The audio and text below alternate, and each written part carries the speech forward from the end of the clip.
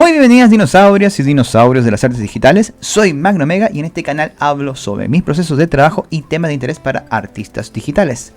El día de hoy quiero compartirles cómo hice esta escultura, que era parte del challenge del Sculptober, algo que fallé miserablemente, si quieres lo puedes ver, lo comenté en el video anterior.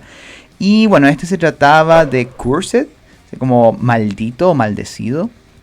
Y se me ocurrió hacer este esqueleto de dinosaurio, porque dinosaurio es igual a amor. Así que hice este dinosaurio como esqueleto. Y durante el video van a poder ver el proceso de cómo lo esculpí, usando Blender para hacer esta escultura. Y bueno, el tema que quería compartirles el día de hoy es una reflexión de cosas que me han pasado a mí y que me ayudan ahora a darme cuenta de ciertos proyectos que podrían ser un poquito fraudulentos, en el sentido de que pueden que vayan a hacerme perder más el tiempo o que pierda yo dinero al empezar a trabajar en este tipo de proyectos. Ahora, esas son ciertas cosas que me han pasado a mí, ciertas experiencias, por lo que no son una verdad al 100%. O sea, muchas cosas que a lo mejor voy a poder comentar no son necesariamente de que realmente el proyecto puede ser un fraude, sino que también puede ser de que la persona no tenga una gran experiencia para poder conversar o presentar las ideas del proyecto. Así que para que esto lo tomen solamente como una guía. Ahora, la idea es que estos puntos que voy a mencionar sean justamente puntos en donde uno pueda tomarlos como reflexión para hacer preguntas a la persona que nos está mostrando su proyecto, nos quiere hablar. Entonces, una de las cosas que para mí ya me huele extraño dentro de un proyecto es cuando la persona dice que tiene una idea millonaria, única, que es lo que va a destruir y va a cambiar todo el modelo de negocio que existe hasta ahora. Para mí eso es prácticamente vender humo. Ahora, ¿por qué digo esto? Porque muchas ideas, para que sean realmente buenas, tienen que haber pasado por filtros de mercado. ¿A qué me refiero? Esto tiene que haber sido probado, testeado, estudiado y aún así no hay seguridad de que sea realmente una idea que vaya a convertirse en algo millonario o un éxito. De hecho, muchas cosas que se convierten en éxito son por un cúmulo de varios pasos bien hechos, pero también de muchísimos fracasos durante el camino de la creación de eso. De hecho, podemos dar el ejemplo de los creadores de Angry Bird. De hecho, Angry Bird es el proyecto número 51 de la compañía, por lo que fracasaron 50 veces antes de poder tener un gran éxito. Así que, por eso, para mí, una alerta muy, muy grande es cuando la persona que me está queriendo ofrecer un trabajo o un proyecto pone eso como una carta válida de negociación. Así que ahí es un punto importante para abrir los sentidos arácnidos y decir, ok, vamos a seguir escuchando y comenzar a hacer preguntas acerca de este proyecto. Ya que, insisto, no significa de que realmente sea una mala idea, sino que obviamente no es una carta de negociación válida, ¿sí? Sobre todo para personas que quizás están partiendo o que ya tienen una carrera sólida. Esto no es una carta válida para negociación, así que es para tenerlo ahí y empezar a activar esos sentidos arácnidos. Una vez que pasa esto, nosotros tenemos que hacerle consultas pertinentes sobre de qué se trata la idea, cómo van a ser las metas, cómo van a ser los procesos que va a realizar, etcétera. Si tiene un fan base detrás, o sea, si hay una comunidad que ha visto, etcétera, todo este proyecto. Ahora, segunda cosa que uno puede darse cuenta de que hay algo extraño o que puede haber algo extraño es cuando la persona no quiere compartir absolutamente nada de qué se trata el proyecto. O sea, cuando empiezan de que no, es que mi idea es tan buena que no la puedo decir porque me la pueden robar. Eso para mí ya es un indicativo de que la idea es sumamente frágil, ya que cualquiera que la escuche la puede copiar. Y eso definitivamente no puede ser una idea exitosa. Una idea exitosa tiene que tener, o una idea de negocio, tiene que tener varias barreras de entrada. ¿A qué se refieren las barreras de entrada? Son cosas que hacen único a una idea o a una franquicia o lo que se quiera que se esté postulando o trabajando. O sea, esta idea tiene esto y no lo puede hacer nadie más porque tiene tales y tales propiedades. Entonces eso ya a uno le empieza a dar un poquito más de seguridad. Esta cosa es bastante única, es esto.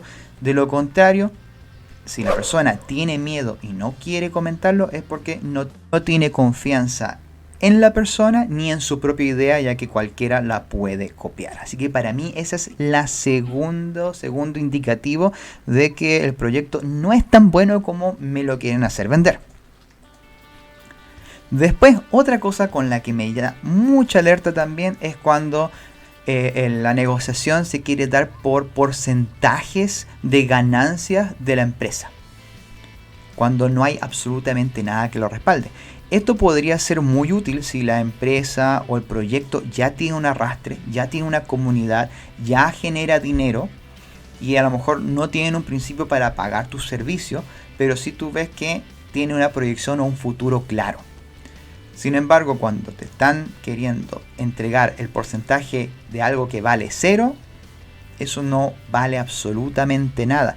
Lo mismo si quieren pagar con exposición.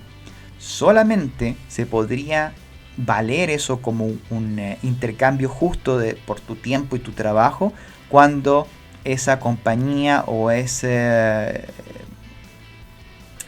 proyecto tiene cierta trayectoria, tiene cierto arrastre con alguna tribu, alguna comunidad o alguna cosa que valga la pena, insisto, de que pueda darte cierta atracción a tus redes sociales, etcétera, que te pueda abrir el mercado a lo mejor a nuevos trabajos.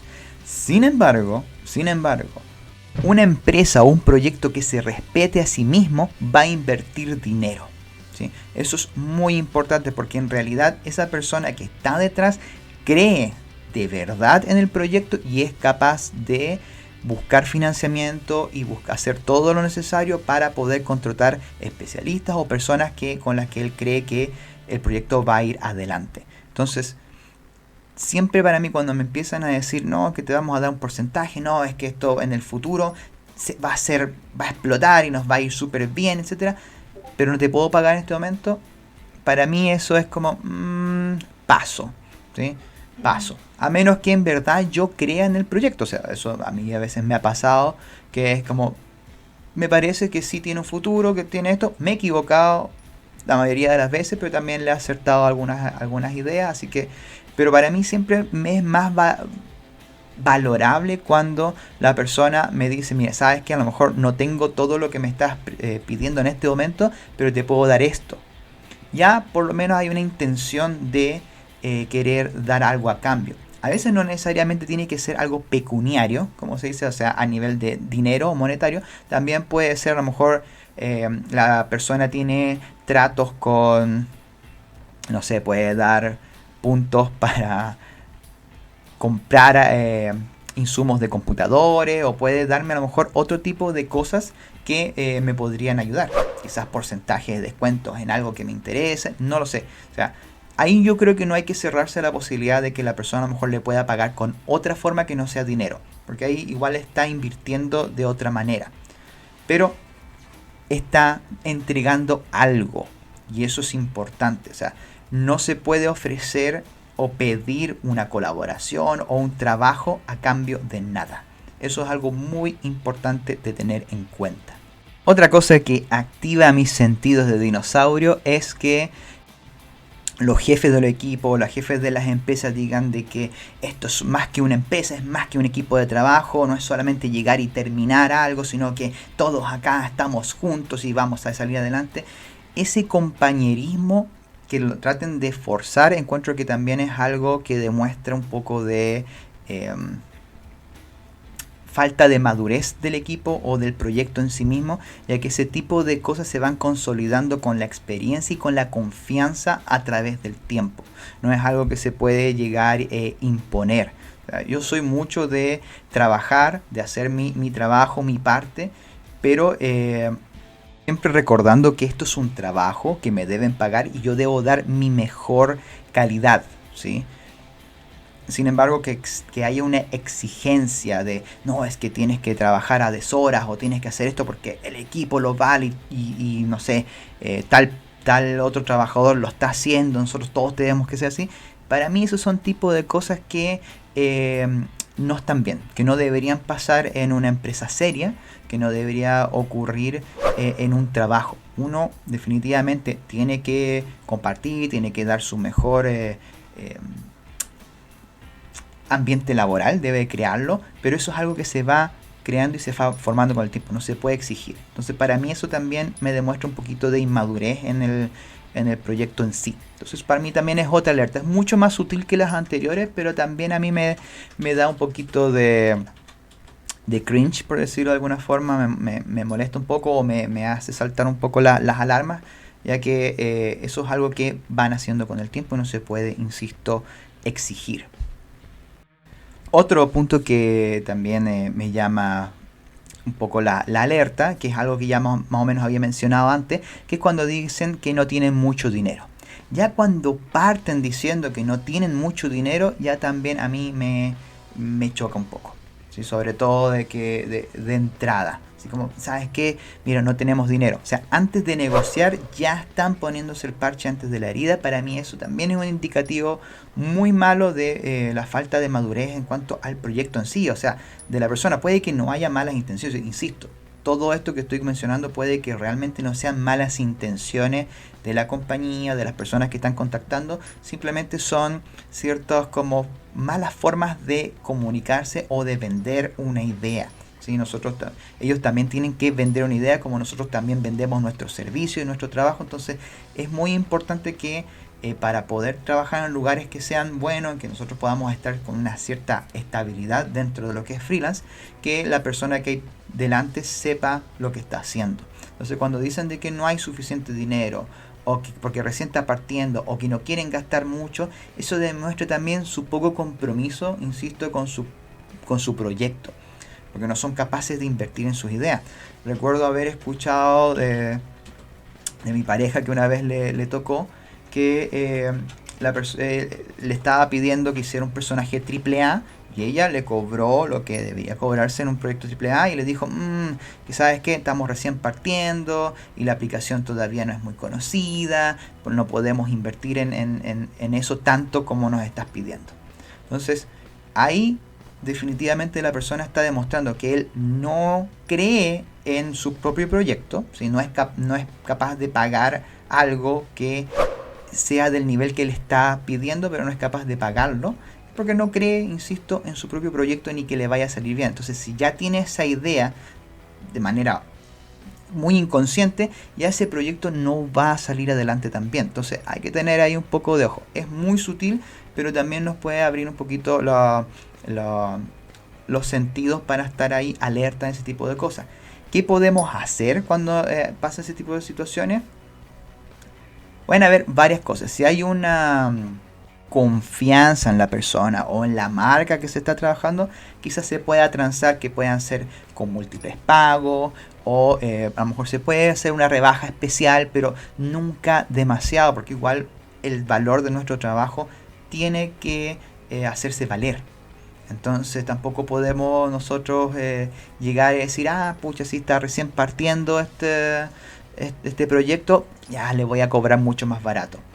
No es la idea, a menos que efectivamente hay un compromiso, a lo mejor haya algo, como insisto, si se ve un futuro con el proyecto.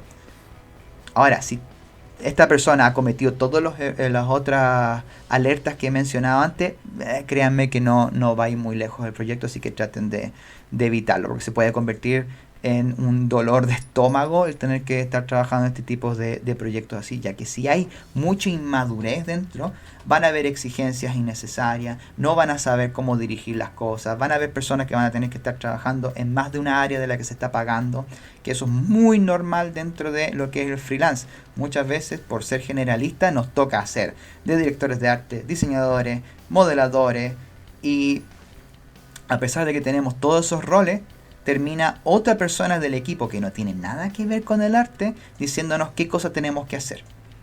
Entonces ahí ya se convierte en algo sumamente vicioso, hay infinitas correcciones y la verdad que el dinero que nos hayan pagado en ese sentido vale absolutamente nada. Y si más encima no nos pagan, va a ser aún más triste y más desmotivante estar en ese tipo de proyectos, ¿sí? Por eso es importante empezar a tener varias alertas, que son más o menos estas las que me han pasado a mí. Otra cosa también que nos puede dar mucha alerta a la hora de ver este tipo de proyecto es cuando nadie en el equipo que nos está queriendo contratar tiene experiencia de haber hecho, aunque sea un juego antes. Muchas veces son personas que tienen muy buenas ideas, que son talentosas en sus áreas, no sé, programadores, sin hablar mal de los programadores, estoy hablando como un equipo que hace videojuegos. Pero que no tienen idea de cómo administrar un equipo o cómo generar marketing o cómo crear comunidad, etcétera. O sea, no tienen idea, saben hacer sus cosas y no tienen idea del resto. O sea, cuando no hay una experiencia previa de alguien que ya haya pasado haciendo juegos o que haya pasado haciendo animaciones o de lo que sea, es muy difícil que el proyecto vaya a llegar a luz, ¿sí? Por eso es muy importante revisar también quiénes están dentro de ese equipo, ¿sí? Es muy diferente, por ejemplo, cuando te mencionan, ¿sabes qué? Nosotros tenemos gente que ha trabajado en tal empresa conocida, o el jefe del equipo es una persona que trabajó tantos años en tal industria, en tal cosa, y se aburrió de eso y creó su propia compañía. Bueno, ahí hay un respaldo de experiencia, conocimiento, background que se llama, que eso genera también que haya más credibilidad en un proyecto más de este tipo. Entonces, si no hay alguien así detrás de ese proyecto, es muy probable que fracase. No quiere decir que lo vaya a hacer, pero sí hay una alta probabilidad de que este tipo de proyecto fracase. Por ende, todas estas cosas que les he estado mencionando pueden ser muy buenas alertas para decir si sí trabajar en ese proyecto o si definitivamente pasar. Ahora, puede que la persona tenga muy buena labia, puede que la persona realmente esté muy emocionada, te contagie esa emoción y tú le des para adelante. Me parece sumamente bien porque toda experiencia es algo para aprender, sirve para mejorar y para tener más amplitud de mira. Sin embargo, como dijo un amigo hace muy poco, evitar tomar más de uno de estos trabajos si en verdad no quieres morir en el intento. Ya que si vas a tener que estar en múltiples trabajos con personas que no tienen experiencia, que tienen problemas, y vas a tener que estar o aguantando ciertas problemáticas que pueden generar o tener que estar arreglando cosas que no son de tu trabajo, te vas a desgastar muchísimo, te vas a cansar mucho y no vas a tener ganas de absolutamente nada. E incluso te vas a reevaluar si tus habilidades están correctas, si tú eres el problema, etc. Entonces, en ese sentido, o evitas tomar este tipo de trabajos o tomas uno en el que realmente creas, que puede ser a lo mejor de alguien conocido, algún amigo, algo que tú sientas que probablemente pueda tener futuro o que por lo menos lo vas a pasar bien.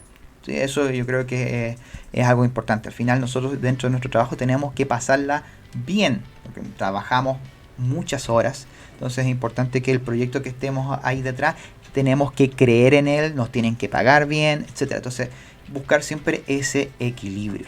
Entonces, si tú ves que alguna de estas cosas está pasando o se está conversando y sientes que hay cosas extrañas, pregunta. Haz las preguntas sin miedo, ¿sí? Con mucho amor tu pregunta, ¿sabes qué? No te entiendo esto. ¿Me podrías explicar cuál es tu plan de marketing? ¿Me podrías explicar cuántos juegos has hecho antes o cuántos proyectos has hecho antes? ¿Tienes alguna experiencia haciendo esto? ¿Cómo vas a conseguir los fondos? Haz todas las preguntas que puedan ser incómodas. Porque si la persona que está detrás sabe del tema, en verdad conoce de lo que está haciendo y tiene confianza, te las va a responder. Si empieza a evitar la respuesta, empieza a evadirla, empieza a hablar de cualquier otra cosa, ya también eso es una gran alerta de que el proyecto no va a tener muchas alas y no va a volar muy lejos. Entonces, eso es sumamente importante que lo tengas claro. Preguntar siempre es muy importante. Es preferible quedar de tonto a los ojos de los demás, pero que tú quedes absolutamente tranquilo y que entiendas en qué te estás metiendo, porque al fin y al cabo uno se está entregando su tiempo, y el tiempo es vida, más que dinero, es vida. Entonces es importante que uno ponga ese tiempo en cosas que realmente importan. ¿Okay? Esos son para mí los ciertos factores, ciertas cosas que a mí me activan las alertas de este tipo de proyectos. Así que si te ha gustado este tema, recuerda suscribirte al canal, porque yo siempre trato de compartir experiencias, ya sean mías o de personas cercanas con las que converso, que pasan cosas de freelance, todo esto que callamos los freelancers. Así que suscríbete al canal, compártelo con tus amigos, con tus vecinos y con quien quieras. Así que también estoy abriendo un Patreon ahora exclusivamente con material en español. Así que si tú te gusta este tipo de videos, ve a Patreon y con un cafecito que tú dones, $2, tú ya me vas a estar ayudando para que yo cree mucho más contenido como este y tutoriales. Tengo muchísimos tutoriales que quiero compartir, me falta el tiempo, así que si tú puedes apoyarme con $2, con lo que sería un café, vas a estar apoyando para que yo pueda crear poco a poco contenido exclusivo para el canal y de manera libre. Para mí, mi idea es hacer una escuela, entregar todo este conocimiento que he recopilado durante años de manera gratuita acá en YouTube. Así que con tu aporte me vas a poder apoyar y hacer crecer la comunidad. Y ya hablando sobre el proyecto en sí, que ya lo has visto durante todo el proceso, de hecho si quieres volver a verlo para entender mejor, adelante. Yo acá voy a hacer los comentarios más o menos de qué es lo que fui haciendo para poder ir creando este cráneo de dinosaurio. Una de las primeras cosas es que empecé a trabajar con un modificador llamado Skin, que es un modificador muy entretenido, ya que le genera volumen a solamente las líneas o los edge de los polígonos. Entonces es sumamente cómodo para generar bases de ya sea personaje, en este caso de estas formas como más huecas, podrían servir simplemente haciendo las líneas de los bordes y luego dándole un grosor. Y lo interesante de este modificador es que también tú puedes convertir los edge en huesos. Entonces tú puedes hacer una base muy simple y después aplicarle huesos para poder ponerlo en pose, de ahí poder esculpirlo y puedes hacerte una base de modelado muy rápido y muy dúctil. Entonces es muy entretenido trabajar con este método. Además que funciona muy bien con los modificadores de espejo, ya que se funde bastante bien y puedes hacer personajes o bases, como digo, simétricos muy rápido. Así que yo lo recomiendo muchísimo para hacer base mesh, ya sea en este caso como este cráneo que era como ahuecado, o también para hacer personajes bípedos o insectos incluso también. Es muy útil, es muy rápido para poder trabajar después en una escultura. Y bueno, una vez ya teniendo esa base comencé a darle más forma, fundir las piezas entre sí. Utilicé el remesh, que es una forma muy rápida de fundir distintas piezas y que además crea polígonos puros quads. Entonces es bastante bueno para lo que es escultura. Con eso hice yo las bases y luego empecé a utilizar el DIN-Topo para ir creando los demás detalles, que con el DIN-Topo uno va creando detalles específicos en la zona que uno va trabajando, lo cual hace que, al menos para mi sistema de trabajo, sea mucho más rápido enfocarme en los detalles. Con el remesh, como digo, fundo las piezas, hago la base de la forma y luego con el DIN-Topo ya voy al detalle mismo. De esta forma yo voy controlando muy bien la cantidad de polígonos que voy necesitando. A diferencia, por ejemplo, de utilizar el Multi Resolution, que es el modificador que subdivide toda la malla, que es sumamente bueno para hacer distintos tipos de modelado. En ese caso, el Multi Resolution sirve cuando yo tengo una base retopologizada de un personaje, o sea que tiene los polígonos bien armados para poder moverlo. Entonces yo puedo agregarle mucho más detalles con el Multi Resolution, esculpirlo y todo eso, y poder volver nuevamente a esa base más simple y transferir la información como mapas normales y trabajar ahí y tener rápidamente un modelado para lo que es videojuego en ese sentido, o para animación también. En este caso, como estoy trabajando solamente para una escultura y que va a ser un par de fotos y se acabó con esto, o puede servirme también para lo que es impresión 3D, no necesito tener una topología o unos polígonos para animación o deformación, simplemente necesito detalles, así que voy con el DIN-Topo y voy agregando esos detalles a mano. Después, una vez que ya tengo la escultura hecha, comencé a pintar la textura utilizando Vertex Paint. Encuentro que es una herramienta bastante rápida para poder bocetear. Me evito así los UVs y pasar por Substance Painter o cualquier otro texturizador. Acá voy directamente y pinto sobre los vértices, ya que los vértices también no solamente guardan información de espacio, o sea, donde están ubicados en el mundo 3D, sino que también pueden guardar información de colores. Entonces acá, utilizando las herramientas muy básicas que tiene Blender, como la brocha, el dedo y la otra herramienta que sirve para fundir más los colores, así hacer gradientes mucho más suaves, transición de colores mucho más suave utilizando esa herramienta. Y también se pueden generar otro tipo de Vertex Paint para utilizarlos con el nodo de Principal Node y hacer que sean reflectivos o más metalizados. En este caso no lo utilicé, ya que es solamente un hueso, así que tiene los seteos básicos del Principal Node. Y para hacer el fuego, ese ojo espectral, utilicé unas llamas que había hecho para otro trabajo que tenía muy antiguo, de un Cyndaquil, de un Pokémon, que lo tomé y lo modifiqué acá utilizando solamente los nodos de Blender. Le cambié los colores y empecé a jugar con los efectos hasta lograr ese como efecto más fantasmal dentro del fuego. Y ya después trabajé un poco el tema de las luces, el HDRI que viene interno dentro del mismo Blender, y ya sacar fotos en 1080. Eso fue el último resultado. Eso más o menos el pipeline o el proceso que utilicé para realizar esta pieza en particular. Estos procesos de repente cambian, sobre todo en la parte de cómo hago la base de la escultura. En este caso utilicé el modificador Skin. Otras veces utilizo Metaverse, otras veces utilizo polígonos reales y los voy juntando, pero siempre termino un poco utilizando Remesh y luego pasando a TeamTopo. Para mí ha sido la forma más fácil de poder trabajar dentro de lo que es Blender, al menos en la parte de escultura. Así que espero que esta explicación les haya servido, les sirva. Cualquier duda, por favor, pregúntenme en los comentarios. Yo leo todos los comentarios y trato de responder a todos ellos.